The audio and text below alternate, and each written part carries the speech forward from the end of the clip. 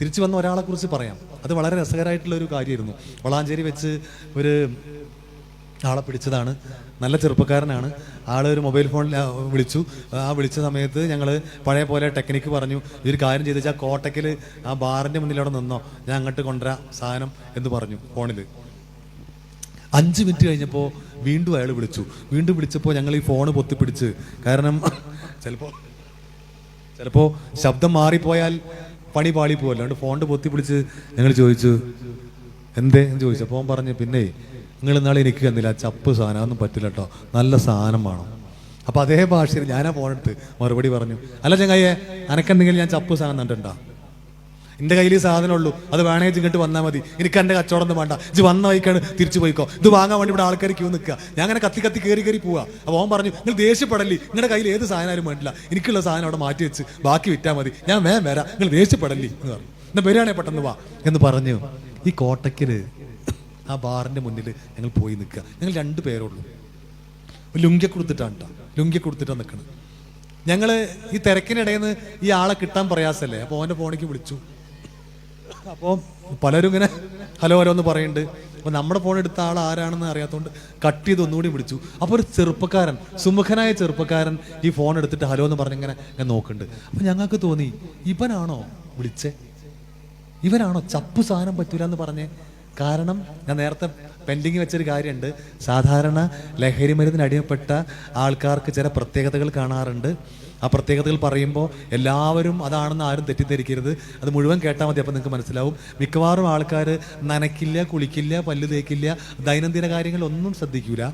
മുടിയൊക്കെ കൂടെ ഇങ്ങനെ കുളിക്കാതെ, മുടിയൊക്കെ വെട്ടാതെ ഇങ്ങനെ വളർത്തി ഇങ്ങനെ ചേന മുളച്ചിക്കണ മാതിരിയൊക്കെ നിൽക്കും. എന്ന് വിചാരിച്ച് മുടി വളർത്തുന്ന എല്ലാവരും കുഴപ്പക്കാരാണ് എന്നാണോ? ഒരിക്കലും അല്ല കേട്ടോ, അങ്ങനെ ചിന്തിക്കരുത്. പക്ഷെ എൻ്റെ മനസ്സിലൊക്കെ ഞങ്ങളുടെ മുന്നിൽ വരുന്ന ലഹരി മരുന്നിന് അടിമപ്പെട്ട് വരുന്ന ആൾക്കാർ ഇതേപോലെ മുടി ഇങ്ങനെ ഉണ്ടാവും, പാൻറ്റ് ഊരി പോയിട്ട് ഇവിടെ ഉണ്ടാവും, പാൻറ്റ് ഇവിടെ കിടക്കുക ഊരി പോയിട്ട്, എല്ലാം കാണാൻ പാടില്ല എന്ന് പറഞ്ഞ എല്ലാ നാട്ടുകാർക്ക് കാണിച്ചിട്ടാണ് പോവുക. പിന്നെ ഷർട്ടിൻ്റെ ബട്ടൺസ് തലങ്ങ് പോലും കെട്ടിട്ടുണ്ടാവും, ബോധം ഉണ്ടാവില്ല, അത് ഇടാനുള്ള ബോധമൊന്നുമില്ല. ചിലവർ കണ്ണ് എഴുതിയിട്ടുണ്ടാവും, സുറുമ എഴുതിയിട്ടുണ്ടാവും. എന്തായാലും ഒരാൾ ഹലോ എന്ന് പറയുന്നുണ്ട്. അപ്പോൾ ചെറുപ്പക്കാരനാണ്, ഇവൻ നല്ല ജെന്റിൽ ലുക്കാണ് കാണാൻ. ഞങ്ങൾ ചെന്നു, ഈ കോളറിൽ പതുക്കണ് പിടിച്ചിട്ട് ചെവി പറഞ്ഞു, ഒച്ചയും വിളി ഉണ്ടാക്കണ്ട, പുതിയ കുട്ടികളുടെ ഒരു ഭാഷ ഉണ്ട്, ആ ഭാഷയിൽ പറഞ്ഞു, സീൻ ഉണ്ടാക്കണ്ട, പതുക്കണ് പോരെ, ഞങ്ങൾ എക്സൈസുകാരാണ് എന്ന് പറഞ്ഞപ്പോൾ ഓൻ വിറയ്ക്കാൻ തുടങ്ങി. നേരെ അപ്പുറത്ത് ഗസ്റ്റ് ഹൗസിൽ ഞങ്ങൾ ജീപ്പുണ്ട്, ആ ജീപ്പിനകത്ത് അവന് കയറ്റിയിരുത്തിയപ്പോൾ ഞങ്ങളുടെ കാലിക്കൽ വീണ് കരഞ്ഞുകൊണ്ട് അവൻ പറഞ്ഞൊരു വാക്കുണ്ട്, രക്ഷിതാക്കൾ കേട്ടോളൂ. ആദ്യം അവൻ പറഞ്ഞ എന്താ അറിയോ, നിങ്ങൾ എത്ര പൈസ വേണമെങ്കിൽ പറഞ്ഞോളി തരാം, എത്ര പൈസ വേണം സാറേ പറഞ്ഞോളി. അപ്പൊ ഞങ്ങൾ ചോദിച്ചാടാ, എൻ്റെ കയ്യിൽ ഒരുപാട് പൈസ ഉണ്ടാ, ഇത് വലിയ പൈസക്കാരനാണല്ലേ, എത്ര പൈസ ഉണ്ട് എൻ്റെ കയ്യിൽ? അല്ല സാറേ, കളിയാക്കല്ല സാറേ. അവന് മനസ്സിലായി ഇത് കളിയാക്കാണെന്ന്. കളിയാക്കല്ല സാറേ, ഈ കാര്യം നിങ്ങൾ എൻ്റെ അച്ഛനോടും അമ്മോടും പറയരുത്. എന്താ പറഞ്ഞാൽ, എൻ്റെ അച്ഛനും അമ്മയും ഞാനത് ഉപയോഗിക്കുന്ന കാര്യം അറിഞ്ഞാൽ ആ നിമിഷം അവർ മരിച്ചു കളയും, ആത്മഹത്യ ചെയ്യും. അപ്പൊ ഞങ്ങൾ ചോദിച്ചു, ഇത്ര സ്നേഹമുണ്ടോ അച്ഛനോടും അമ്മോടും, പിന്നെ എന്തിനാ ഈ പണിക്ക് പോയേ എന്ന് ചോദിച്ചപ്പോൾ അവൻ പറഞ്ഞൊരു മറുപടി ഉണ്ട്, കേട്ടോളൂ. അവൻ ഹൈസ്കൂൾ തലത്തിൽ പഠിക്കുമ്പോൾ ക്ലാസ്സിൽ ഒന്നാമനായിരുന്നു. മറ്റുള്ള വിദ്യാർത്ഥികളിൽ നിന്ന് വ്യത്യസ്തനായിട്ട് അവനൊരു പ്രത്യേകത ഉണ്ടായിരുന്നു. ആ പ്രത്യേകത ഇതാണ്, നമ്മൾ നമ്മുടെ മക്കളോട് പലപ്പോഴും പറയാറുണ്ട്, സിലബസിനകത്ത് മാത്രം നിൽക്കരുത്, ലൈബ്രറിയിൽ പോകണം, ബുക്സ് എടുക്കണം, വായിക്കണം എന്നൊക്കെ പറയാറുണ്ട്. ഇപ്പൊ ഈ സ്ഥാപനത്തിൽ പോലും ഒരുപാട് ട്യൂഷൻ ക്ലാസ്സുകളൊക്കെ തരുന്നുണ്ട് അല്ലേ, ഈ സ്ഥാപനത്തിൽ കൊടുക്കുന്നുണ്ട്. ഈ മക്കളെ നല്ല മക്കളായിട്ട് വളർത്തിയെടുക്കാൻ ശ്രമിക്കുന്നുണ്ട്. ഇവിടെ ഇരിക്കുന്ന ആ ചെറുപ്പക്കാർ, കുഞ്ഞുങ്ങൾ, പഠിക്കുന്ന മക്കൾ പറ, നിങ്ങൾ സിലബസിനകത്തല്ലാതെ എത്ര പേര് ലൈബ്രറിയിൽ പോയിട്ട് മറ്റു പുസ്തകങ്ങൾ എടുത്ത് വായിക്കാറുണ്ടോ? ഉണ്ട്. ഒരു കൈ പോലും പൊന്തുന്ന് കാണുന്നില്ലല്ലോ. അതെ, ഓക്കെ, സന്തോഷം, കുറച്ച് കൈകൾ പൊന്തുന്നുണ്ട്. ഓക്കെ, വായിച്ചാലും വളരും, വായിച്ചില്ലെങ്കിലും വളരും. വായിച്ചാൽ വിളയും, 100 മേനി വിളയും, വായിച്ചില്ലെങ്കിലോ വളയും. ഇതാരാ പറഞ്ഞേ? കുഞ്ഞുണ്ണി മാഷ് പറഞ്ഞാണ്. വായിച്ചാലും വളരും, വായിച്ചില്ലെങ്കിലും വളരും. വായിച്ചു വളർന്നാൽ 100 മേനി വിളയും. പക്ഷെ മക്കളെ, ഒരു കാര്യം ഞാൻ പറയട്ടെ, ഇത് ചെറുപ്പക്കാരോടാണ് കേട്ടോ. അങ്കിളിന് ഭയങ്കര മടിയായിരുന്നു കേട്ടോ വായിക്കാൻ. അത് മടിയായിരുന്നു എന്ന് പറയാൻ എനിക്കൊരു മടിയില്ല, അത് പറഞ്ഞേ പറ്റൂ. പക്ഷെ ആ മടിയായതിൻ്റെ ബുദ്ധിമുട്ട് ഇപ്പൊ ഞാൻ മനസ്സിലാക്കാറുണ്ട്. അത് ഏറ്റവും കൂടുതൽ മനസ്സിലാക്കിയത്. വായിച്ച വേറെ ഒരുപാട് ഗുണങ്ങളുണ്ട്, പക്ഷെ ഞാൻ കണ്ട ഒരു ചെറിയ ഗുണം ഞാൻ പറയട്ടെ. ഞാൻ തിരൂർ JMHS എന്ന് പറഞ്ഞ സ്കൂളിൽ ഒരു ക്ലാസ്സിന് പോയി. 1500ഓളം കുട്ടികളുണ്ട്, വിദ്യാർത്ഥികളുണ്ട്. വലിയൊരു ഓഡിറ്റോറിയത്തിൽ വെച്ച് വലിയ പരിപാടിയാണ്. ഉദ്ഘാടനം ചെയ്യാൻ ബഹുമാനപ്പെട്ട തിരൂർ DYSP ബെന്നി സാറാണ് വന്നത്. ബെന്നി സാറ്. അപ്പോൾ സാറ് വന്ന് ഉദ്ഘാടനം നടത്തുകയാണ്. ഉദ്ഘാടന സമയത്ത് സാറ് സാന്ദർഭികമായിട്ട് പറഞ്ഞു, കഴിഞ്ഞ 20 വർഷമായിട്ട് ഞാൻ പോലീസിൽ ജോലി ചെയ്യുമ്പോൾ ഞാൻ കണ്ട ചില കാര്യങ്ങൾ എന്ന് പറഞ്ഞിട്ട് അദ്ദേഹം എന്തോ പറയാണ്. അപ്പം ഞാനിങ്ങനെ അദ്ദേഹത്തിന്റെ മുഖത്ത് നോക്കി, ദൈവമേ, 20 വർഷമേ ആയിട്ടുള്ളൂ അദ്ദേഹം. 20 വർഷമായപ്പോഴേക്കും അദ്ദേഹം ഡെപ്യൂട്ടി സൂപ്രണ്ട് ഓഫ് പോലീസ് എന്ന് പറഞ്ഞ വലിയൊരു പദവിയിൽ, അതായത് ജില്ലാ മേധാവിയുടെ സൂപ്രണ്ട് ഓഫ് പോലീസിന്റെ തൊട്ട് താഴെയുള്ള ആ പദവിയിൽ ഒരുപാട് നക്ഷത്രങ്ങൾ ഇങ്ങനെ തോളത്ത് വെച്ചിരിക്കുമ്പോൾ ഞാനപ്പോൾ ഓർത്തത് എന്താണെന്നറിയോ? അന്ന് ഞാൻ 24 വർഷമായിട്ടുണ്ട് കേട്ടോ അന്ന് എൻ്റെ സർവീസ്. അപ്പോൾ ഞാൻ ഓർത്തത്, ദൈവമേ, 24 വർഷമായ ഞാൻ ഒരു നക്ഷത്രം പോലും തോളിൽ വരാതെ, ഇത് പടുത്ത് വന്നതാണ് കേട്ടോ, അതന്നില്ല, അടുത്ത് വന്ന. അപ്പോൾ ഒരു നക്ഷത്രം പോലും തോളിൽ വരാതെ ഇരിക്കുകയാണല്ലോ എന്ന് ഓർത്തപ്പോ അതിന്റെ ഉത്തരം എനിക്ക് അപ്പൊ തന്നെ കിട്ടി. കാരണം അദ്ദേഹം വായിക്കേണ്ട സമയത്ത് നന്നായി വായിച്ചു. ഞാൻ വായിക്കേണ്ട സമയത്ത് ഞങ്ങളുടെ വളാഞ്ചേരി കറേക്കാട് റോട്ടിൽ ഒരുപാട് പറങ്കിമാവ് ഉണ്ടായിരുന്നു, അതിന് എറിഞ്ഞും കണ്ട് നടന്നു. അതുകൊണ്ട് ഇപ്പൊ വായിക്കേണ്ടത് ഇപ്പൊ തന്നെ വായിക്കണം, നന്നായി വായിക്കണം. അതാണ് ഞാൻ പറഞ്ഞത്. ഇവന്റെ പ്രത്യേകത, ഇവൻ നന്നായി വായിക്കുമായിരുന്നു, ക്ലാസ്സിൽ ഒന്നാമനാണ്. അങ്ങനെ ഹയർ സെക്കൻഡറി +2 കഴിഞ്ഞപ്പോൾ 99 അത്ര മാർക്കോട് കൂടി, അത്ര ശതമാനം മാർക്കോട് കൂടി അവൻ +2 പാസ്സായി.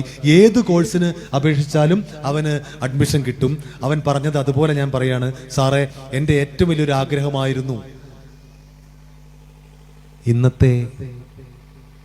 ഇന്നത്തെ ദേശാഭിമാനി പത്രത്തിൽ ഒരു ഫീച്ചറുണ്ട്, ലഹരിയെക്കുറിച്ച്. വായിച്ചിട്ട് ആരെങ്കിലും ഇതിലുണ്ടോന്ന് അറിയില്ല. അതിൽ പ്രതിപാദിച്ചിട്ടുള്ള ആ വ്യക്തിയെക്കുറിച്ചാണ് ഞാൻ പറയുന്നത്. അത് പ്രതിപാദിച്ചിട്ടുണ്ടെന്ന് കേട്ടോ. ജസ്റ്റ് നിങ്ങളൊന്ന് നോക്കിയാൽ മതി. പേരൊക്കെ ഇതാണ് സാങ്കല്പികം, അതിൽ എഴുതിയിട്ടുണ്ട് സാങ്കല്പികം. ഞാൻ പറഞ്ഞത്, അവൻ പറയാണ്, അവൻ രക്ഷിതാക്കളോട് പറഞ്ഞു, എനിക്ക് ഈ കോഴ്സിൽ ചേരണം. അവൻ ആഗ്രഹിച്ച ഒരു കോഴ്സ് ഉണ്ടായിരുന്നു. കേട്ടോളൂ, നമ്മുടെ മക്കളുടെ പ്രത്യേകിച്ച് ഹയർ സെക്കൻഡറി കഴിഞ്ഞിട്ട് കോളേജ് തലത്തിലേക്ക് അവരെ കോഴ്സുകൾക്ക് വിടുമ്പോൾ ഒരുപാട് കോഴ്സുകൾ നമ്മുടെ മുന്നിലുണ്ട്. അതിൽ നമ്മൾക്ക് ആഗ്രഹമുള്ള നല്ല കോഴ്സുകളെ കുറിച്ച് നമുക്ക് അറിവുണ്ടെങ്കിൽ അത് നമ്മുടെ മക്കളോട് പറഞ്ഞ് മനസ്സിലാക്കി അവരതിലേക്ക് പറഞ്ഞയക്കാം. പക്ഷേ മക്കൾക്കൊരാഗ്രഹമുണ്ടെങ്കിൽ അതുകൂടി പരിഗണിക്കണം എന്ന് വിചാരിച്ച് മക്കളുടെ എല്ലാ ആഗ്രഹങ്ങളും പരിഗണിക്കണം എന്നല്ല ഞാൻ പറയണേ. അവരുടെ ആഗ്രഹങ്ങൾ കൂടി ഒന്ന് കണക്കിലെടുക്കണം. നല്ല കോഴ്സുകളെ കുറിച്ച് നമുക്ക് ബോധ്യപ്പെടുത്തി കൺവിൻസ് ചെയ്യിച്ച് അവരെ കൂടി കൺവിൻസ് ചെയ്യിച്ച്, ശരി എനിക്കിത് മതി എന്ന് പറഞ്ഞിട്ടാണെങ്കിൽ ആവാം. പക്ഷെ ഇവൻ പറഞ്ഞത്, ഇവൻ 100 വട്ടം കരഞ്ഞുകൊണ്ട് പറഞ്ഞു, എനിക്ക് ഈ കോഴ്സിന് ചേരണം. പക്ഷെ അച്ഛനും അമ്മയും കൊണ്ടുപോയിട്ട് വേറൊരു കോഴ്സിന് ചേർത്തു. അവൻ പറയാണ്, ക്ലാസ്സിൽ പോയിരിക്കും, അധ്യാപകർ വരും, ക്ലാസ് എടുക്കും, ഒന്നും മനസ്സിലാവില്ല. നമ്മുടെ മക്കളുടെ മനസ്സിൽ ഒരു വിഷമമുണ്ടെങ്കിൽ അത് അവർക്ക് ക്ലാസ്സിലിരിക്കാൻ പറ്റൂല. നമ്മുടെ മക്കളുടെ മനസ്സിൽ ഒരു സങ്കടമുണ്ടെങ്കിൽ അവർ ക്ലാസ്സിലിരിക്കാൻ പറ്റൂല. ക്ലാസ്സിലിരിക്കും, അധ്യാപകർ പറയുന്നതൊന്നും അവരുടെ മനസ്സിലുണ്ടാവില്ല. ഇവന്റെ മനസ്സ് കിടന്ന് തിളക്കിയാണ്, എനിക്കിത് പഠിക്കാൻ പറ്റൂല, എൻ്റെ ആഗ്രഹം ഇതല്ല. നമ്മുടെ വീട്ടിനകത്ത് എന്തെങ്കിലും ബുദ്ധിമുട്ടുണ്ട്, അച്ഛനും അമ്മയും ഉമ്മയും ഉപ്പയും എന്നും വഴക്കാണ്, എന്നും കച്ചറയാണ്. ആ സാഹചര്യത്തിൽ നിന്ന് പോണ കുട്ടി അവിടെ ക്ലാസ്സിൽ പോയിരുന്നാൽ അവൻ ഒന്നും പഠിക്കാൻ അവന് പറ്റില്ല. അവന്റെ മനസ്സിലത് ഉണ്ടാവില്ല.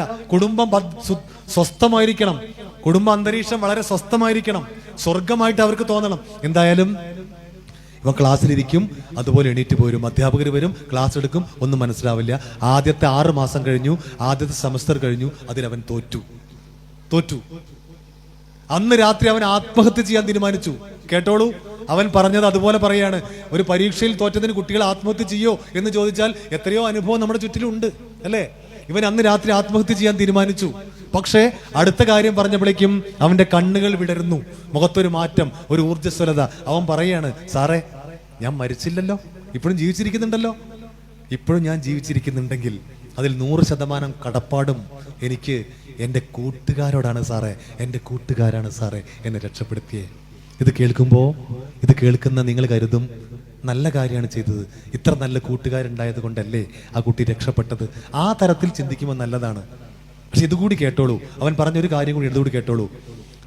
സാറേ, കൂട്ടുകാരാണ് സാറേ എന്നെ രക്ഷിച്ചേ, അവരാണ് സാറേ എന്നെ ജീവിക്കാൻ പ്രേരിപ്പിച്ചേ, അവരാണ് സാറേ എനിക്ക് ആദ്യമായിട്ട് തന്നെ ഈ സാധനം. ആര്? കൂട്ടുകാര്. നമ്മുടെ മക്കളെ കൂട്ടുകാർ വെറും കൂട്ടുകാരല്ല കേട്ടോ, ചങ്കാണ്. ഞങ്ങളവിടെ കഥ പറയാം, ചങ്ക് ബ്രോ. ചങ്ക് ബ്രോ. ഇപ്പൊ അതും മാറി, ഇപ്പൊ ബെസ്റ്റിയാണ്. ബെസ്റ്റി അല്ലേ? ബെസ്റ്റി ചെറുപ്പക്കാരില്ലേ? ഇപ്പൊ അതാത്ര പുതിയ വാക്ക്. ചങ്ക് ബ്രോ. മരിച്ചാലും കൂടെ നിൽക്കും, കട്ടയ്ക്ക് കൂടെ നിൽക്കും. അതാണ് ചങ്ക് ബ്രോ. കൂട്ടുകാർ വേണം, യാതൊരു സംശയമില്ല. നല്ല കൂട്ടുകാർ വേണം, നന്മ പറഞ്ഞു തരാൻ, നല്ലത് കാണിച്ചു തരാൻ കൂട്ടുകാർ വേണം. നമ്മുടെ വീട്ടിൽ ഒരു ബുദ്ധിമുട്ട് വന്നു, വീട്ടിൽ ആർക്കെങ്കിലും ഒരു അസുഖം വന്നു, ഓടിയെത്താൻ കൂട്ടുകാർ വേണം. നമ്മുടെ വീട്ടിലൊരു സന്തോഷം വന്നു, താത്തറ കല്യാണമാണ്, ചേച്ചിയുടെ കല്യാണമാണ്, തലേ ദിവസം വരണം, സഹായിക്കണം, നല്ല കൂട്ടുകാർ വേണം. അല്ലാതെ മരിച്ചാലും കട്ടയ്ക്ക് കൂടെ നിൽക്കുന്നു എന്ന് പറയുന്ന കൂട്ടുകാരൊക്കെ വെറുതെ കേട്ടോ. ഇവൻ പറയാണ്, കൂട്ടുകാരാണ് സാറേ എന്നെ രക്ഷപ്പെടുത്തിയേ. രാത്രി ആ സമയത്ത് ആ ഹോസ്റ്റലിന്റെ 5ാം നിലയിൽ കയറി ഇവൻ ചാടുകയാണ്. ആ ചാടാൻ പോയ സമയത്ത് തൊട്ട് പുറകില് ഈ കൂട്ടുകാർ ചെന്നു, അവനെ പിടിച്ചു. ഞാനൊരു 15-20 മിനിറ്റ് കൊണ്ട് അവസാനിപ്പിക്കാം കേട്ടോ. 15-20 മിനിറ്റ് കൊണ്ട് അവസാനിപ്പിക്കാം. ഓക്കെ, കുഴപ്പമില്ലല്ലോ? ഓക്കെ. പിന്നെ പിന്നാലെ ചെന്ന് ഇവൻ ചാടാനുള്ള പരിപാടി കണ്ടപ്പോ കൂട്ടുകാർ പോയി പിടിച്ച ഓൻ പറഞ്ഞു, എന്നെ വിട്, എനിക്ക് മരിച്ചാ മതി, എന്നെ വിട്. അപ്പൊ കൂട്ടുകാർ ചോദിച്ചു, മരിക്കേ ആത്മഹത്യ ചെയ്യേ? അത് എന്തിട്ട് മറത്തണ്ട നീ പറയണേ? ദൈവം തന്ന ജീവിതം വെറുതെ അവസാനിപ്പിക്കാനുള്ളതാണോ? ആണോ? എൻജോയ് ചെയ്യണ്ടാ. എങ്ങനെ പറയാ കൂട്ടുകാര്? എൻജോയ് ചെയ്യണ്ടാ. അവസാനിപ്പിച്ച കഴിഞ്ഞില്ല, നീ ഇങ്ങോട്ട് വാടാ, നിന്റെ എല്ലാ ടെൻഷൻ ഞാൻ മാറ്റി തരാം എന്ന് പറഞ്ഞ് കൂട്ടിക്കൊണ്ടുപോയി കൂട്ടുകാര്. ആദ്യമായിട്ട് അവന്റെ കയ്യിലേക്ക് ഈ സാധനം വെച്ചു കൊടുത്തപ്പോ ഓൻ പറഞ്ഞു, അയ്യോ എനിക്ക് വേണ്ട, എന്റെ അമ്മ അറിഞ്ഞ. ഓ, നിന്റെ അമ്മ എവിടുന്ന് അറിയില്ലടാ, നിന്റെ അമ്മയെന്ന് അറിയാൻ പോണില്ലടാ. ഇത് ആരും അറിയില്ലടാ, ഇതൊരു കുഴപ്പമില്ലടാ, ഇത് മണമൊന്നുമില്ലടാ, ഇത് കുഴപ്പമുള്ള സാധനടാ, ഇതൊരു മരുന്നാടാ, നീ ഇങ്ങോട്ട് വേടാ. ആരാ പറയണേ? ചങ്ക്. ഇങ്ങനെയൊക്കെ ചങ്കുകൾ പറയും, ഇതൊരു കുഴപ്പമില്ലടാ, ഇതിന് മണമൊന്നുമില്ലടാ, ഇത് മരുന്നാടാ. നിന്റെ പ്രശ്നം എന്താ? ക്ലാസ്സിൽ പോയിരുന്നാൽ അധ്യാപകർ പറയണതൊന്നും മനസ്സിലാവുന്നില്ല. നിന്റെ പ്രശ്നം എന്താ? ക്ലാസ്സിൽ പോയിരുന്നാൽ അധ്യാപകർ പറയണതൊന്നും മനസ്സിലാവണില്ല. ഇതിലെ പ്രശ്നം. ക്ലാസ്സിൽ പോണതിന്റെ 1 മണിക്കൂർ മുമ്പ് ഒരെണ്ണാണ് പെടയ്ക്ക്, എന്നിട്ട് അവിടെ പോയിരുന്നോ? ആരാ പറയണേ? കൂട്ടുകാർ പറയണേ. ക്ലാസ്സിൽ പോണതിന്റെ 1 മണിക്കൂർ മുമ്പേ ഇതൊരെണ്ണം പെടയ്ക്ക് പിടിപ്പിക്ക്, അവിടെ പോയിരുന്നോ? പിന്നെ അധ്യാപകർ വന്ന് ക്ലാസ് എടുക്കുമ്പോൾ ശ്രദ്ധിക്കൊന്നും വേണ്ട, ആ പറയണത് നിന്റെ ചെവിയിൽ വന്ന് തട്ടുമല്ലോ, തട്ടിയാൽ മതി. ആ തട്ടണത് അതുപോലെ കയറി നമ്മുടെ തലച്ചോറിനകത്ത് അത് സേവ് ചെയ്തിട്ട് അവിടെ ഇരിക്കും. അതിന്റെ പ്രത്യേകത മരുന്നാണിത്. അത് ചില ടെക്നിക്കൽ വേർഷനൊക്കെ പറയും കേട്ടോ. ചിലപ്പോ റെക്ടിക്കുലർ ആക്ടിവേറ്റ് സിസ്റ്റം അതുകൊണ്ട് സ്റ്റിമുലേറ്റ് ചെയ്യും. ഇതിലാണ് വീഴും. ആര്? ചങ്കല്ലേ പറയണേ. ചിലവര് വീഴൂല, ഇവൻ വീണില്ല. ഇവൻ പറഞ്ഞു, അയ്യോ എനിക്ക് വേണ്ട, എന്നാലും വേണ്ട. വീണ്ടും വേണ്ട എന്ന് പറഞ്ഞാൽ അത് ആൺകുട്ടികളാണെങ്കിൽ അവസാനം ഒരു ചോദ്യമുണ്ട്. ആ ചോദ്യം ചോദിച്ചാൽ അതിൽ വീഴും ഒന്ന് ഉറപ്പാണ്. അത് നിങ്ങളിൽ നിന്നല്ല, എന്നോട് നേർക്ക് നേരെ മുഖത്ത് നോക്കി ഒരാൾ ചോദിച്ചാലും നമ്മൾ ഒന്ന് ഇളകും. എന്താ ചോദ്യം എന്നറിയോ? അല്ലെങ്കിൽ ഇപ്പൊ എന്നോട് പറഞ്ഞിട്ട് വല്ല കാര്യമുണ്ടോ? എന്നോടൊക്കെ എന്തിനാ പറയണേ? നീയൊക്കെ ആണാണോ എന്നൊരു ചോദ്യം ചോദിച്ചാൽ ഒരു തരിപ്പ് കൂടുതൽ കയറും. അയ്യോ ഞാൻ ആണാണല്ലോ. ഈ ആണത്തെ തെളിയിക്കാൻ വേണ്ടി ആദ്യത്തെ സാധനം ചുണ്ടിലേക്ക് വെക്കും. മക്കളെ, കഴിഞ്ഞു. അത് വെച്ചാൽ കഴിഞ്ഞു. എന്തായാലും ഇവനെ ഞങ്ങൾ ഇറക്കി വിട്ടു. ഇവന്റെ അച്ഛനും അമ്മയും ഗവൺമെന്റ് തലത്തിൽ നല്ല ഉദ്യോഗസ്ഥരാണ്. അവരുടെ വിവരം പറഞ്ഞു.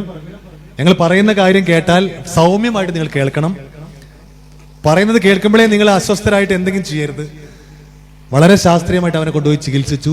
തീവ്രമായി അടിമപ്പെട്ടിട്ടാണെങ്കിൽ പോലും അവൻ തിരിച്ചു വന്നു. അവൻ ബിടെക് കംപ്ലീറ്റ് ചെയ്തു. അതിന് മുകളിലുള്ള കോഴ്സ് കംപ്ലീറ്റ് ചെയ്തു. ഇപ്പൊ ഗൾഫില് മിനിമം 3 ലക്ഷം രൂപ ശമ്പളമാണ് അവന്. വലിയ ഉദ്യോഗസ്ഥനാണ്. കഴിഞ്ഞ ലീവിൽ നാട്ടിൽ വന്നപ്പോൾ ഞങ്ങളെ കാണാൻ വേണ്ടി ഒരു 50 ലക്ഷം രൂപ വരുന്ന സ്കോഡയുടെ ഒരു കാറിൽ അവൻ പൊന്നാനിക്ക് വരികയാണ്. എന്നെയും സുനിൽ എന്ന് പറഞ്ഞൊരു സാറുണ്ട്, സുനിൽ സാറേയും ആ കാറിൽ കയറ്റിക്കൊണ്ടുപോയി ചമ്മറോട്ടം ജംഗ്ഷനിലെ ഒരു ഫേമസ് ബേക്കറി ഉണ്ട്. ഫേമസ് ബേക്കറി കൊണ്ടുപോയിട്ട് അവൻ പറയാ, സാറേ എന്തെങ്കിലും കഴിക്കൂ സാറേ, നിങ്ങൾ എന്നെ പിടിച്ചത് കൊണ്ടാണ് ഞാൻ രക്ഷപ്പെട്ടത്, അല്ലെങ്കിൽ ഒരു ഭ്രാന്തനായിട്ട് ഞാൻ ഇവിടെ നടക്കുമായിരുന്നു എന്ന് പറഞ്ഞപ്പോൾ ഞങ്ങൾക്ക് സന്തോഷം, ഒരാൾ രക്ഷപ്പെട്ടല്ലോ. പക്ഷേ അവിടെ ഒരു പക്ഷയുണ്ട്. ആ പക്ഷെ ഇതാണ്, അത്രയും തീവ്രമായി അടിമപ്പെട്ട് അവൻ തിരിച്ചു വന്നു. പക്ഷെ അങ്ങനെ തീവ്രമായി അടിമപ്പെട്ടാൽ തിരിച്ചു വരാൻ വളരെ പ്രയാസമാണ്. തിരിച്ചു വരാൻ പറ്റൂല. വളരെ ചുരുക്കം പേരെ ഞാൻ തിരിച്ചു വന്നിട്ടുള്ളൂ. വീണ്ടും പറയാം, തുടക്കം കുറിച്ചവരെ നമ്മൾ കണ്ടെത്തി ചികിത്സിച്ച് തിരിച്ചു കൊണ്ടുവരാം. അത് കൊണ്ടുവരണം. പക്ഷേ തീവ്രമായി തിരിച്ചു കൊണ്ടുവരാൻ പറ്റില്ല. എത്രയോ 100 കണക്കിന് പേരെ ഞാൻ കണ്ടിട്ടുണ്ട്. ഞാൻ അറിയുന്ന ഒരാൾ തിരൂർ ഭാഗത്ത് ഒരാൾ മയക്കുമരുന്ന് അടിച്ച് അവസാനം മരിച്ചു കിടന്ന് അവസാനം പുഴു മൂക്കിലൂടെയും വായിലൂടെയൊക്കെ പുഴു വന്ന നിലയിൽ ഞാൻ കണ്ടിട്ടുണ്ട്.